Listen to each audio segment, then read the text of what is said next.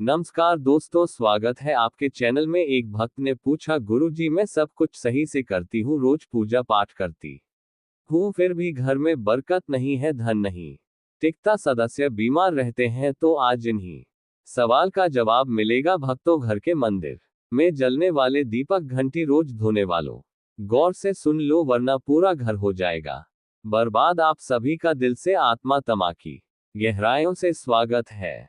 दोस्तों, जीवन में चाहे कितनी भी मुश्किलें क्यों ना आए, एक चीज कभी मत भूलिए, पूजा मंदिर में रखी घंटी, देवी देवताओं की मूर्तियां और जलते दीपक के साथ कुछ गलतियां ऐसी होती हैं जो अगर हो गई तो किस्मत का पहिया उल्टा घूमने लगता है। ऐसा दुर्भाग्य आता है कि संभलना भी नामुमकिन हो जाता है। घर में बरकत रुक जाती है, खुशियां सूख जाती हैं और गरीबी ऐसे कदम जमा लेती है कि चाहकर भी हटती नहीं। भक्तों, हो सकता है आप भी अनजाने में वही गलतियां कर रहे हो, इसलिए पैसा पास टिकता नहीं, घर में अशांति रहती है और सफलता बस दूर से हाथ हिलाती है। हम बिना समझे जाने अनजाने कुछ ऐसा कर बैठते हैं जो हमारे भाग्य का दरवाजा बंद कर देता है, और जब सब हाथ से निकल जाता है तब हमारे पास रह जाता है सिर्फ पछतावा और ताने। लेकिन घबराए मत, आज इस वीडियो में हम आपको पूजा मंदिर से जुड़ी वे रहस्यपूर्ण बातें बताएंगे जिन्हें सुनकर आपका दिल खुद कहेगा, गुरु जी आपने तो मेरी सोई किस्मत जगा दी। तो दोस्तों, इस वीडियो को अंत तक देखना, क्योंकि यह सिर्फ जानकारी नहीं, यह आपकी जिंदगी बदलने की कुंजी है। पूज्य गुरु जी ने कहा है, बहुत से लोग पवित्र वस्तुओं को धर्म का प्रतीक मानकर मंदिर में रख लेते हैं, लेकिन वही सबसे बड़ी गलती कर बैठते हैं। आज हम आपको विस्तार से बताएंगे पूजा मंदिर में कौन सी चीजें रखनी शुभ है और कौन सी अशुभ, दीपक कितने बजे जलाना चाहिए और जलाते समय कौन सा मंत्र बोलना चाहिए, घंटी कब बजानी है, सुबह या शाम और कितनी बार, शंख कब और कैसे बजाना चाहिए और बजाते समय किस मंत्र का जाप करना चाहिए, दीपक रोज धोना चाहिए या नहीं, मंदिर में कितनी मूर्तियां रखनी चाहिए और क्यों। ये 7-8 बातें छोटी लग सकती हैं, लेकिन इनका असर आपकी किस्मत पर सीधा पड़ता है। भक्तों, इस तरह की जानकारी आपको कहीं और नहीं मिलेगी, चाहे आप लाखों करोड़ों खर्च कर दें। हम अपने मन से कोई कहानी नहीं गढ़ते, ये सब ज्ञान है ज्योतिष शास्त्र, धर्म शास्त्र और आश मुनियों की वाणी से लिया हुआ, जिसे हम आपके लिए आसान भाषा में लेकर आते हैं। और हाँ, एक भक्त ने हमसे पूछा था, गुरुजी मैं रोज पूजा करता हूँ लेकिन फल क्यों नहीं मिलता, उल्टा नुकसान ही हो जाता है। इस वीडियो में मैं आपको इस रहस्य का भी जवाब दूंगा। दोस्तों देखिए, हमारा काम है आपको सच्ची और सही सलाह देना। हम आपको जब भी कुछ बताते हैं वह आपके भले के लिए होता है। अब इसे मानना या ना मानना यह पूरी तरह आपकी मर्जी है। लेकिन भक्तों, एक बात दिल पर हाथ रखकर कहेंगे, अगर मान लोगे तो आपका बेड़ा पार हो जाएगा। इस वीडियो को अंत तक देखने के बाद आपको किसी भी तरह की परेशानी का सामना नहीं करना पड़ेगा। आगे आपकी समझ, आप खुद ही इतने बुद्धिमान हो कि सही गलत का फर्क जान सकते हो। तो चलिए भक्तों, बिना समय गवाए शुरू करते हैं आज का ये बेहद खास और जीवन बदलने वाला वीडियो। पूज्य गुरुजी कहते हैं, पूजा हमारे जीवन का अभिन्न हिस्सा है। हर कोई किसी ना किसी देवी देवता की आराधना करता है। कोई माँ दुर्गा के चरणों में शीश झुकाता है तो कोई भगवान विष्णु के नाम का स्मरण करता है, और हाँ, उनकी पूजा का फल भी मिलता है। लेकिन क्या आप जानते हैं, छोटी छोटी अनजानी गलतियां ही उस फल को रोक देती हैं। यह गलतियां इतनी मामूली लगती हैं कि हम इन्हें नजरअंदाज कर देते हैं, लेकिन शास्त्रों में साफ लिखा है, पूजा में पूर्ण फल पाना है तो इन बातों का ध्यान रखना जरूरी है। आज हम बात करेंगे घर के मंदिर में दीपक और घंटी के सही उपयोग के बारे में। क्या दीपक को रोज धोना चाहिए या हफ्ते में 1-2 बार? धातु का दिया हो तो कब और कैसे साफ करना चाहिए? मिट्टी के दीपक का सही समय और सही अवसर कौन से हैं? मंदिर में किस प्रकार की घंटी का उपयोग सबसे शुभ माना जाता है? घंटी कब बजानी है? कितनी बार बजानी है? और क्या शाम की पूजा में घंटी बजाना उचित है? इन सभी सवालों के जवाब आपको आज के इस वीडियो में मिलेंगे। भक्तों, एक बात याद रखिए, अधूरी जानकारी कभी कभी नुकसानदेह साबित होती है, इसलिए इस वीडियो को अंत तक देखना जरूरी है। कुछ लोग होते हैं जो वीडियो को इधर उधर से काट कर देखते हैं, बीच से स्किप करते हैं और फिर कहते हैं कि जीवन में सफलता क्यों नहीं मिल रही। अरे, जब ज्ञान ही आधा अधूरा ले रहे हो तो फल पूरा कैसे मिलेगा? और सच कहूं तो कई लोग तो नाच गाने और अर्धनग्नता वाले वीडियो पूरे देख लेते हैं, लाइक भी करते हैं, सब्सक्राइब भी करते हैं, लेकिन जब हम आपके भले के लिए ज्ञान की बात करते हैं तो आधा छोड़कर चले जाते हैं। फिर शिकायत करते हैं कि जीवन में अंधकार क्यों है। भक्तों, ये ज्ञान आपको कहीं और नहीं मिलेगा, ना किताबों में इतनी साफ भाषा में, ना किसी पंडित से मुफ्त में। तो इसे छोड़ना अपने जीवन की बरकत छोड़ने के बराबर है। अब फैसला आपका है, देखो या अनदेखा करो, लेकिन जो देखेंगे और समझेंगे उनका कल जरूर उज्जवल होगा। तो चलिए भक्तों, बिना और सफाई दिए शुरू करते हैं आज का ये पवित्र और जीवन परिवर्तनकारी सफर। भक्तों, सबसे पहले बात करते हैं मिट्टी के दिए की। यह साधारण सा दिखने वाला दिया वास्तव में शुभता और पवित्रता का प्रतीक है। दिवाली हो, कोई धार्मिक पर्व हो या फिर कोई बड़ा अनुष्ठान, मिट्टी का दिया जलाने का अपना ही महत्व है। घर के मंदिर में या दरवाजे के पास जब इसे जलाया जाता है तो ऐसा लगता है मानो लक्ष्मी माता खुद आपके आंगन में प्रवेश कर रही हो। लेकिन भक्तों, ध्यान दीजिए, जब ये दिया मंदिर में रखा जाता है तो इसके नियम बदल जाते हैं। मिट्टी का दिया एक बार जलाने के बाद दोबारा मंदिर में नहीं रखना चाहिए। हर बार नया मिट्टी का दिया ही उपयोग करना शुभ माना गया है। ऐसा करने से वास्तु दोष दूर रहता है और घर में बरकत बनी रहती है। अब आगे इस वीडियो में हम जानेंगे मंदिर की घंटी से जुड़े हुए रहस्य, जो शायद आपको पहले कभी, अगर अभी तक आपने चैनल को सब्सक्राइब नहीं किया है तो कर लीजिए और वीडियो को एक प्यारा सा लाइक जरूर दीजिए।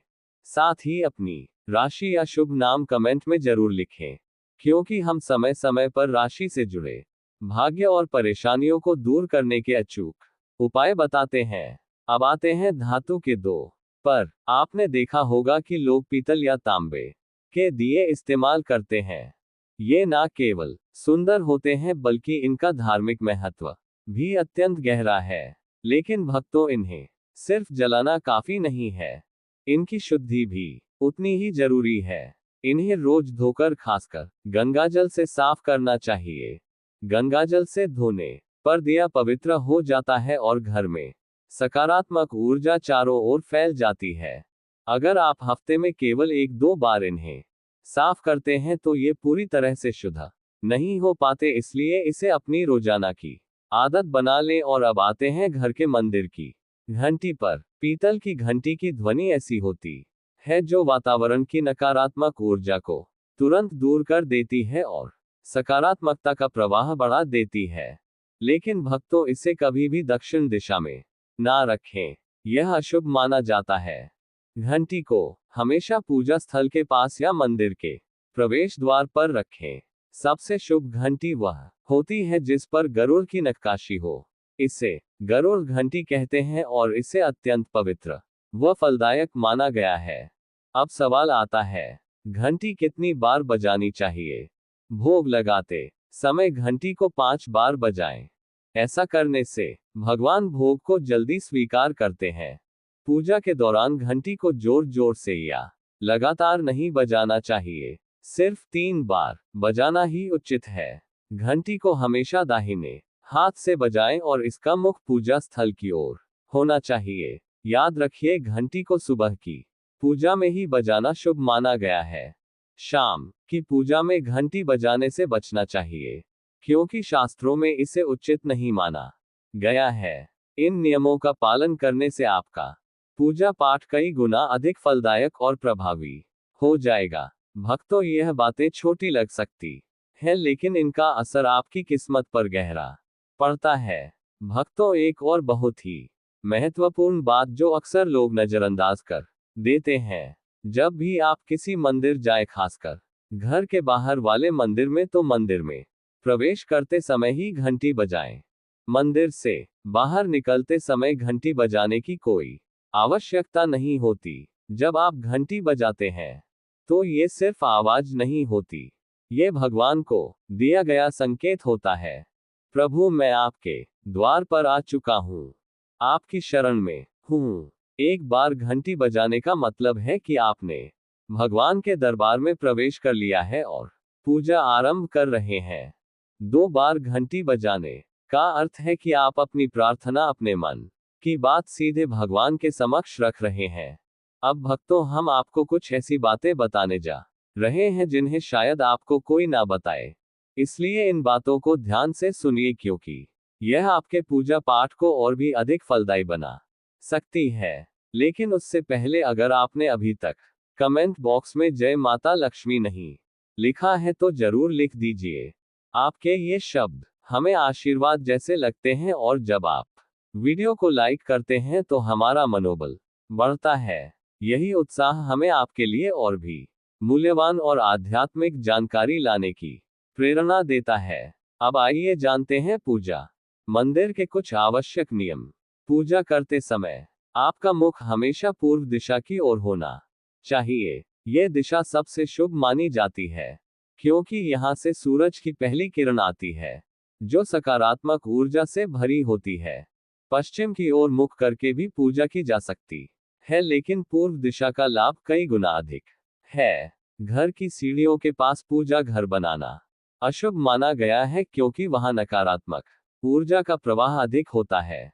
भगवान का आसन हमेशा आपके आसन से ऊंचा होना चाहिए। कम से कम 10 इंच ऊंचा भगवान की प्रतिमा को सीधे जमीन पर रखना अशुभ माना जाता है। ऊंचा आसन पूजा स्थल में सकारात्मकता और ऊर्जावान माहौल बनाए रखता है। पूजा करते समय हमेशा चटाई या आसन पर बैठे। ये ना केवल आरामदायक है, बल्कि ध्यान और श्रद्धा को भी स्थिर रखता है। ध्यान दें कि आपका आसन भगवान के आसन से ऊंचा ना हो। इससे भगवान के प्रति आदर और विनम्रता बनी रहती है। भक्तों, अगली बात बेहद जरूरी है। पूजा घर में कभी भी सड़ेबासी या मुरझाए हुए फूल ना रखें। मुरझाए फूल पूजा में अशुभ माने जाते हैं, क्योंकि वे नकारात्मक ऊर्जा को बढ़ाते हैं। हमेशा ताजे, सुगंधित और खिले हुए फूल ही भगवान को अर्पित करें। जब फूल मुरझा जाए या काले पड़ जाए तो उन्हें सम्मान पूर्वक मिट्टी में दबा दें। इससे नकारात्मक ऊर्जा दूर होती है और आपके घर में पवित्रता बनी रहती है। भक्तों, एक और महत्वपूर्ण नियम, जिस कमरे में आप सोते हैं उसमें घर का मंदिर नहीं बनाना चाहिए। यदि परिस्थिति के कारण आपको अपने सोने के कमरे में ही मंदिर रखना पड़े तो रात को मंदिर को ढक दें या उस पर पर्दा डाल दें। इससे रात के समय मंदिर से निकलने वाली ऊर्जा आपके विश्राम को प्रभावित नहीं करेगी। ऐसा करने से घर में शांति और आपकी पूजा में एकाग्रता बनी रहती है। अब एक और विशेष बात, भक्तों, कभी भी काले कपड़े पहनकर पूजा ना करें। सनातन परंपरा में माना जाता है कि काले वस्त्र मन में भारीपन और नकारात्मक भाव लाते हैं, जो पूजा की ऊर्जा को कमजोर कर देते। संगीत हमेशा शुभ और हल्के रंग के वस्त्र पहने, ताकि मन में शांति, पवित्रता और सकारात्मकता बनी रहे। चलिए अब जानते हैं घर के पूजा मंदिर में किन चीजों को नहीं रखना चाहिए। भक्तों, किसी भी देवी देवता की एक ही तस्वीर या मूर्ति रखें। एक से अधिक तस्वीरें ऊर्जा का संतुलन बिगाड़ सकती हैं और पूजा का प्रभाव कम कर सकती है। एक ही रूप को स्थान दे, ताकि भगवान की ऊर्जा पूरे मन से आपके जीवन में प्रवाहित हो। घर में शिवलिंग रखना अत्यंत पवित्र माना जाता है, लेकिन इसे सही दिशा में रखें। हमेशा उत्तर या पूर्व दिशा में रखें और स्वच्छ स्थान पर ही स्थापना करें। इसे शोरगुल या गंदे स्थान पर कभी ना रखें। भगवान की टूटी हुई मूर्तियां या फटी तस्वीरें पूजा स्थान से तुरंत हटा दें। टूटी मूर्ति पवित्रता को कम करती है और सकारात्मक ऊर्जा के प्रवाह में बाधा डालती है। इसे शास्त्र सम्मत तरीके से त्याग दें। शंख भगवान की कृपा का प्रतीक है। गोमती चक्र से घर में समृद्धि आती है और जल से वातावरण शुद्ध होता है। जल को रोज बदलें और इन पवित्र वस्तुओं को हमेशा साफ रखें। रोज पूजा स्थल की सफाई करें। गंदगी से नकारात्मक ऊर्जा आती है और ध्यान भंग होता है। स्थान को सुंदर, सुव्यवस्थित और सुगंधित रखें ताकि मन सहज रूप से भगवान में लग सके। भक्तों, अब आइए जाने की हमारे घर के पूजा मंदिर से जुड़े कुछ ऐसे नियम जिन्हें मानना बेहद जरूरी है। सबसे पहले, पूजा स्थान हमेशा घर के शांत और पवित्र कोने में होना चाहिए और अगर वह उत्तर पूर्व दिशा में हो तो सबसे उत्तम है। यह दिशा घर में सकारात्मक ऊर्जा का संचार करती है और आपकी पूजा को और प्रभावशाली बनाती है। ध्यान रहे, पूजा स्थल कभी बेडरूम या रसोई के पास ना हो। ये स्थान दैनिक कार्य और हलचल से भरे होते हैं। नवरात्रि या विशेष अवसरों पर माँ दुर्गा और माँ लक्ष्मी के सामने गोलबत्ती का दीपक ना जलाएं क्योंकि इसे अशुभ माना जाता है। और एक नियम और याद रखें, घी का दीपक जलाने के तुरंत बाद तेल का दीपक ना जलाएं। इनके बीच थोड़ा अंतर रखें ताकि वातावरण में संतुलन और पवित्रता बनी रहे। इन छोटे छोटे नियमों का पालन न सिर्फ आपके घर में शांति और समृद्धि बनाए रखेगा बल्कि आपकी पूजा को भी अधिक फलदायी बना देगा। भक्तों, अब छठवीं बात ध्यान से सुनिए। दीपक हमेशा उसी समय जलाना चाहिए जब भगवान जाग रहे हो, जैसे सुबह के शांत और पवित्र समय में जब पहली किरणें धरती को छूती हैं। उस समय पूजा करते हुए दीपक जलाएं। फिर शाम को आरती के समय जब दिन की थकान ढल रही हो और वातावरण शांत हो रहा हो, उस समय का दीपक वातावरण को और भी पवित्र कर देता है। यह दोनों समय सिर्फ पूजा के लिए ही नहीं बल्कि ध्यान और आत्मिक ऊर्जा को महसूस करने के लिए भी सर्वश्रेष्ठ होते हैं। इन पलों में दीपक जलाने से घर में सकारात्मक ऊर्जा का प्रवाह बढ़ता है और आपका मन भी निर्मल होता है। सातवीं बात, भक्तों, दीपक जलाना केवल धार्मिक नियम नहीं है। वास्तु शास्त्र और ज्योतिष शास्त्र में भी इसका गहरा महत्व बताया गया है। दीपक जलाने से न केवल घर में सकारात्मक ऊर्जा का संचार होता है बल्कि यह हमारे जीवन के साथ चक्रों को संतुलित करता है। यह नकारात्मकता को दूर करके वातावरण को शुद्ध करता है और आपके मन को शांति प्रदान करता है। दीपक की हल्की स्थिर लो, मानो भगवान का आशीर्वाद आपके जीवन को रोशन कर रही हो। इसलिए भक्तों, जब भी आप दीपक जलाएं, ऊपर बताए गए सभी नियमों का पालन जरूर करें। यही नियम आपके जीवन में भगवान की कृपा को स्थायी बनाएंगे और घर में सकारात्मकता का प्रवाह निरंतर बनाए रखेंगे। प्रिय भक्तों, अगर आपको ये ज्ञान और अनुभव अच्छा लगा हो तो कमेंट में जरूर बताएं। अगर आप माता लक्ष्मी के सच्चे भक्त हैं, उनका प्रेम, आशीर्वाद और सदा आपके घर में वास चाहते हैं, तो इस वीडियो को दिल से लाइक करें, हमारे चैनल को सब्सक्राइब करें और कमेंट में जय लक्ष्मी माता जरूर लिखें। याद रखें, यह बातें जन रुचि को ध्यान में रखते हुए साझा की गई है। ज्योतिष और धर्म के उपाय अपनी आस्था और विश्वास के साथ अपनाएं। हमारा उद्देश्य आपको सही दिशा और बेहतर सलाह देना है, कोई दावा करना नहीं। दोस्तों, अगर यह वीडियो आपको पसंद आया हो तो इसे जरूर लाइक और हमारे चैनल को सब्सक्राइब करें। धन्यवाद और माता लक्ष्मी की कृपा सदा आप पर बनी रहे। आप नकारात्मक ऊर्जा भी पनप सकती है। मंदिर के आसपास का वातावरण हमेशा साफ सुथरा और सुव्यवस्थित रखें ताकि आपका मन पूजा में एकाग्र हो सके। भक्तों, अब बात करते हैं दीपक और उनसे जुड़े महत्वपूर्ण नियमों की। दीपक जलाना सिर्फ एक परंपरा नहीं बल्कि यह भगवान के आशीर्वाद और कृपा का प्रकाश है जो आपके घर और जीवन में उजाला भर देता है। दीपक को हमेशा भगवान की मूर्ति के सामने रखें ताकि उसकी रोशनी सीधे भगवान तक पहुंचे और आपके पूजा स्थल को पवित्रता से भर दें। याद रहे, टूटा हुआ दीपक कभी ना जलाएं और पूजा के समय एक साथ दो दीपक, खासकर तेल और घी के भी ना जलाएं क्योंकि दोनों की ऊर्जा अलग होती है और गलत तरीके से जलाने से पूजा की शक्ति कम हो सकती है। वास्तु के अनुसार घी का दीपक बाएं ओर और तेल का दीपक दाएं ओर रखना शुभ होता है। लेकिन ध्यान रहे दीपक कभी भी पश्चिम दिशा में ना रखें। दीपक के लिए उत्तर या पूर्व दिशा सबसे अच्छी मानी जाती है। साथ ही बत्ती का मुंह भी हमेशा इन दिशाओं की ओर होना चाहिए ताकि सकारात्मक ऊर्जा का प्रवाह और अधिक बढ़ सके। घी के दीपक में रुई की बत्ती और तेल के दीपक में लाल मौली की बत्ती का प्रयोग करें। रुई की बत्ती से प्रकाश स्थिर और शुद्ध होता है, जबकि लाल मौली वाली बत्ती से वातावरण में शुभ ऊर्जा का संचार होता है।